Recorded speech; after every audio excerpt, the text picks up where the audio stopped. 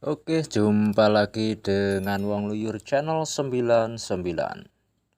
Assalamualaikum warahmatullahi wabarakatuh. Salam rahayu, salam sejahtera, salam budaya buat semuanya.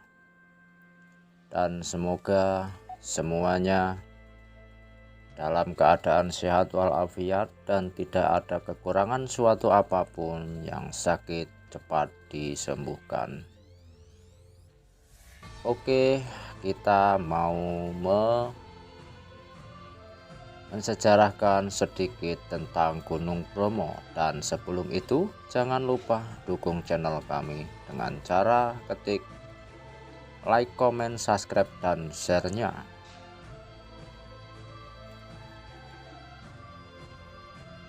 Oke, sejarah Gunung Bromo dan legenda suku Tengger. Konon pada zaman dahulu kala, ketika kerajaan Majapahit mengalami serangan dari berbagai daerah penduduk pribumi, kebingungan untuk mencari tempat tinggal hingga pada akhirnya mereka pergi dan berpisah menjadi dua bagian. Pertama, menuju ke Gunung Bromo, dan kedua menuju Pulau Bali.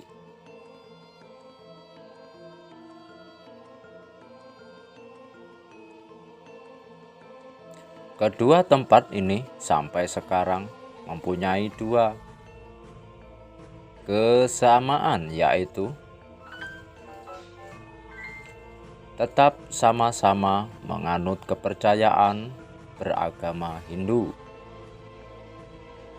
Pada area Gunung Bromo terdapat sebuah suku yang bernama suku Tengger. Nama Tengger tersebut berasal dari legenda Roro Anteng, juga Joko Tengger, Joko Seger, yang mereka yakin sebagai asal-usul nama Tengger itu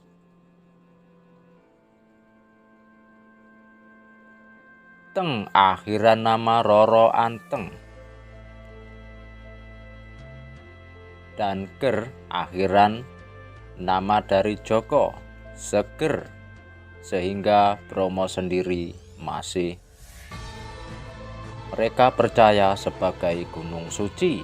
Mereka menyebutkan sebagai Gunung Brahma. Orang Jawa kemudian menyebutnya Gunung Bromo.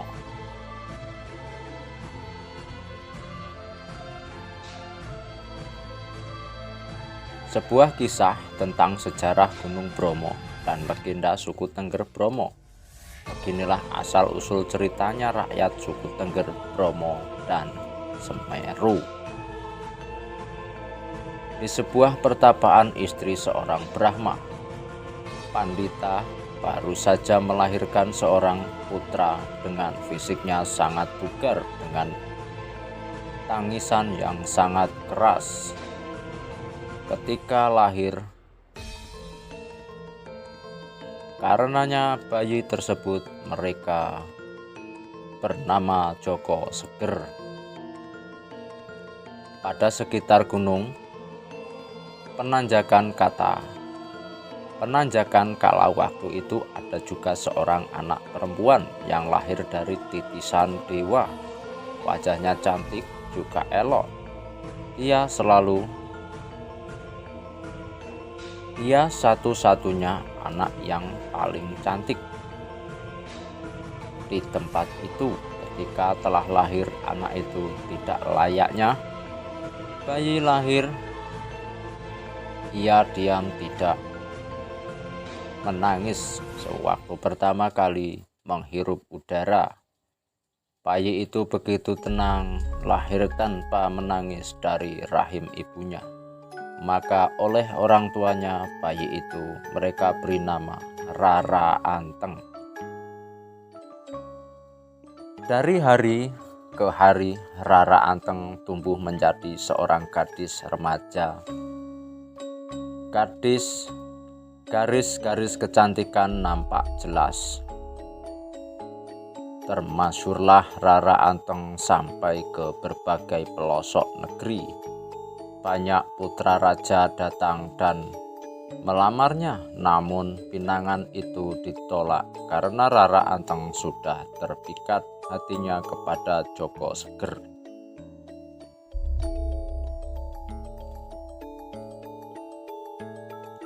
Datangnya sang pelamar sakti.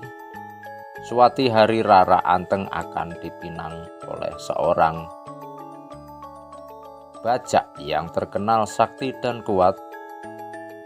Bajak tersebut terkenal sangat jahat.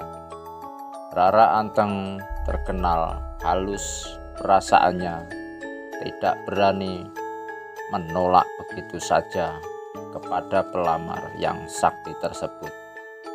Lalu ia berpikir untuk menggagalkan lamaran itu. Kemudian ia memiliki satu permintaan kepada sang pelamar supaya dibuatkan lautan di tengah-tengah gunung. Dengan permintaan yang aneh, dia anggap bahwa pelamar sakti itu tidak akan memenuhi permintaannya, karena lautan yang ia minta itu harus dibuat dalam waktu 1 malam. Memulainya saat matahari terbenam hingga selesai ketika matahari terbit, namun bajak sakti tersebut menyanggupi permintaan Rara Anteng tersebut. Kala matahari lalu terbenam, pelamar sakti tadi memulai mengerjakan lautan tersebut. Anehnya, hanya dengan menggunakan alat sebuah tempurung balok kelapa, pekerjaan itu hampir selesai. Ia kerjakan. Melihat kenyataan demikian, hati Rara Anteng mulai gelisah. Kemudian berpikir bagaimana cara menggagalkan lautan yang sedang dibuat tersebut. Rara Anteng merenungi nasibnya. Ia tak bisa hidup bersuamikan orang yang tidak dicintai. Kemudian ia berusaha menenangkan hatinya. Tiba-tiba timbul niat untuk menggagalkan pekerjaan bajak itu. Singkat cerita, Rara Anteng mulai menumbuhkan padi di tengah malam. Pelan-pelan suara tumbukan dan gesekan lalu membangunkan ayam-ayam yang sedang tidur. Kokok ayam pun mulai terus bersahutan, seolah-olah fajar telah tiba. Akan tetapi penduduk belum mulai dengan kegiatan pagi. Bajak sakti itu mendengar ayam-ayam berkokok, tetapi benang putih sebelah timur belum juga nampak. Berarti fajar datang sebelum waktunya. Sesudah itu dia merenungi nasibnya. Nasib sialnya, rasa kesal dan marah pun dicampur emosi. Pada akhirnya tempurung yang dipakai sebagai alat mengeruk pasir itu dia lempar dan jatuh terlungkup di samping Gunung Bromo. Kemudian berubah menjadi sebuah gunung yang sampai sekarang bernama Gunung Batok. Dengan kegagalan bajak itu membuat lautan di tengah-tengah Gunung Bromo, sukacitalah hati Rara Anteng. Ia melanjutkan hubungan dengan kekasihnya, Joko Seger.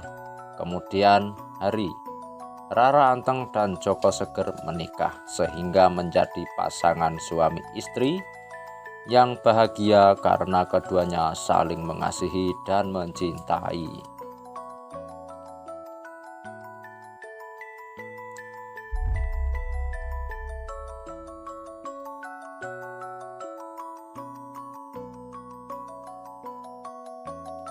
berdirinya suku Tengger, Bromo, dan pemimpin yang budiman. Pasangan Rara Anteng dan Jaka Seger membangun pemukiman dan kemudian memerintah di kawasan Tengger dengan sebutan Purbawaseso Mangkurat ing Tengger, maksudnya penguasa Tengger yang budiman.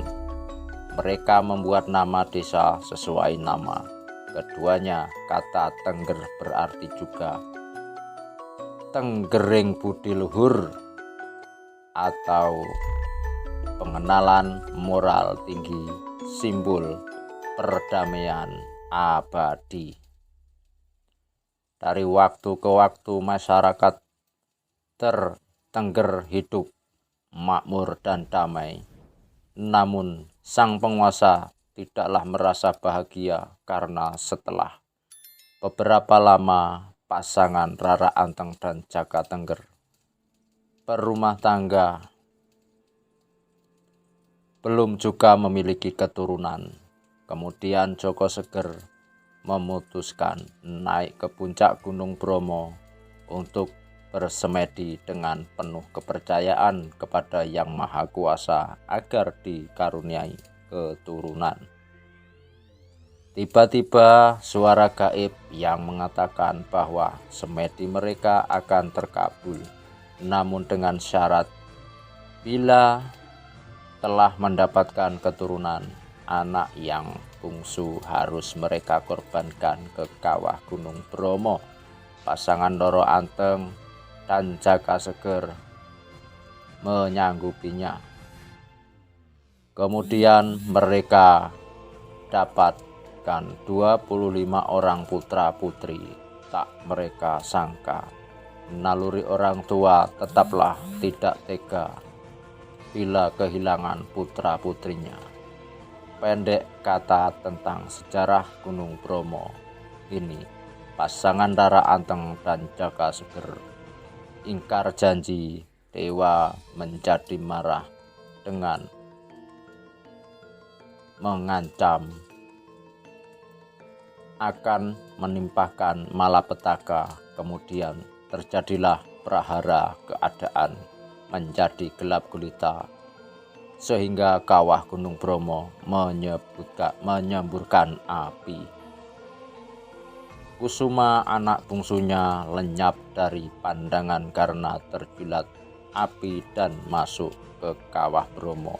Bersama hilangnya Kusuma terdengarlah suara gaib.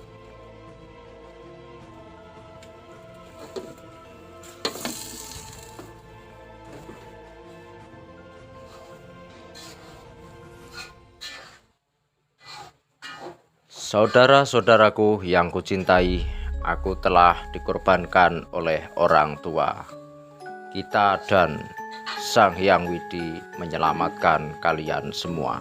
Hiduplah damai dan tentram. Sembahlah Sang Hyang Widi.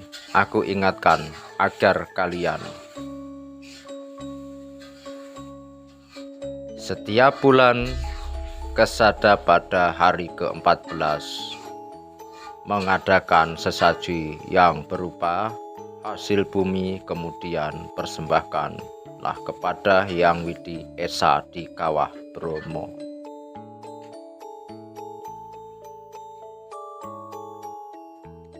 Oke, itulah sepenggal cerita legenda dan sejarah Gunung Bromo.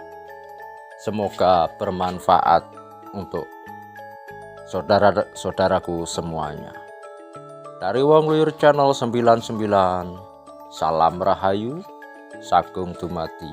Assalamualaikum warahmatullahi wabarakatuh.